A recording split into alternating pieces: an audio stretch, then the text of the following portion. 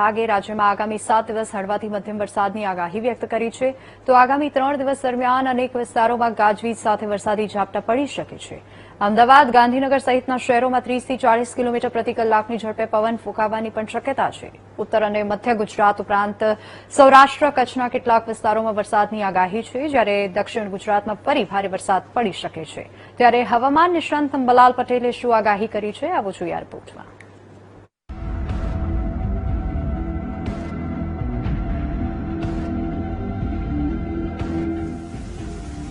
રાજ્યમાં ફરી એકવાર વરસાદી માહોલ જામશે. આજથી જ રાજ્યના વિવિધ વિસ્તારોમાં વરસાદી ઝાપટા પડવાની શરૂઆત થઈ શકે છે. હવામાન વિભાગની આગાહી પ્રમાણે આગામી 9 થી 12 ઓગસ્ટ દરમિયાન રાજ્યના અનેક વિસ્તારોમાં વરસાદ ખાબકશે, જ્યારે 15મી ઓગસ્ટ સુધીમાં ગુજરાતના મોટાભાગના વિસ્તારોમાં વરસાદી માહોલ યથાવત રહેવાની શક્યતા છે. મોન્સૂન ટ્રફ અને વેસ્ટર્ન ડિસ્ટર્બન્સની સિસ્ટમ સક્રિય હોવાથી આગામી 3 દિવસ દરમિયાન ગાજવીજ અને વીજળીના કડાકા ભડાકા સાથે વરસાદ પડી શકે છે. ત્યારે હવામાન નિષ્ણાંત અંબાલાલ પટેલે શું આગાહી કરી છે, આવો સાંભળીએ. આજથી જ વરસાદ થવાની શક્યતા રહેશે. રાજ્યના જુદા જુદા ભાગોમાં વરસાદ થવાની શક્યતા રહેશે.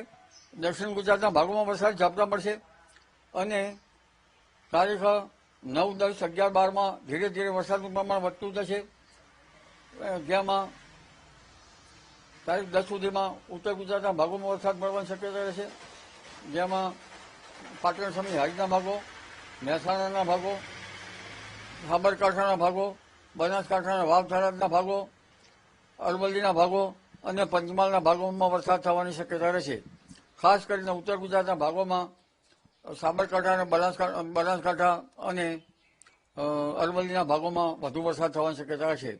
કોઈ કોઈ ભાગમાં 3 ઇંચ કે તેથી વધુ વરસાદ થઈ શકે. આ ઉપરાંત 15 તારીખ સુધીમાં મધ્ય ગુજરાતના ભાગોમાં પણ વરસાદ થવાની શક્યતા છે. એટલે આજથી તારીખ 15 સુધીમાં વડોદરાના ભાગો, અમદાવાદ, ગાંધીનગરના ભાગોમાં પણ વરસાદ થવાની શક્યતા રહેશે. ભરૂચના ભાગોમાં પણ વરસાદ થવાની શક્યતા રહેશે.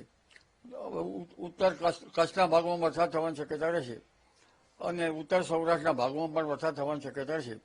સૌરાષ્ટ્રના અન્ય ભાગોમાં વરસાદ થવાની શક્યતા રહેશે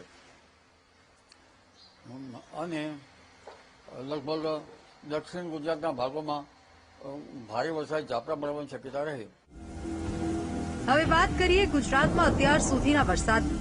તો રાજ્યમાં અત્યાર સુધીમાં સામાન્ય કરતા 9% વધુ વરસાદ નોંધાયો છે. સામાન્ય રીતે આ સમયગાળા દરમિયાન ગુજરાતમાં 441.8 મિલીમીટર વરસાદ થવો જોઈએ, જેની સામે અત્યાર સુધીમાં 481.7 મિલીમીટર વરસાદ નોંધાયો છે. પરંતુ રાજ્યમાં વરસાદનું વિતરણ અસમાન જોવા મળી રહ્યું છે.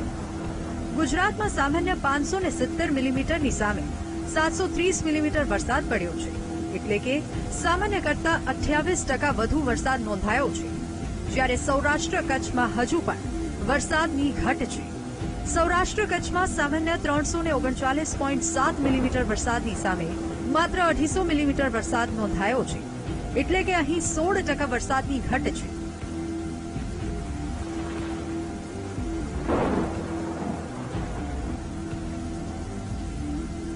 એક તરફ ગુજરાતમાં સામાન્ય કરતા વધુ વરસાદ નોંધાયો છે, તો બીજી તરફ સૌરાષ્ટ્ર કચ્છ હજુ પણ વરસાદની ઘટનો સામનો કરી રહ્યું છે.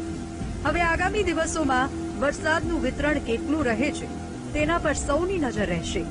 હાલ તો હવામાન વિભાગની આગાહી પ્રમાણે આજથી ફરી રાજ્યમાં વરસાદી માહોલ જામશે અને આગામી 3 દિવસ દરમિયાન ગાજવીજ સાથે વરસાદી ઝાપટા પડવાની શક્યતા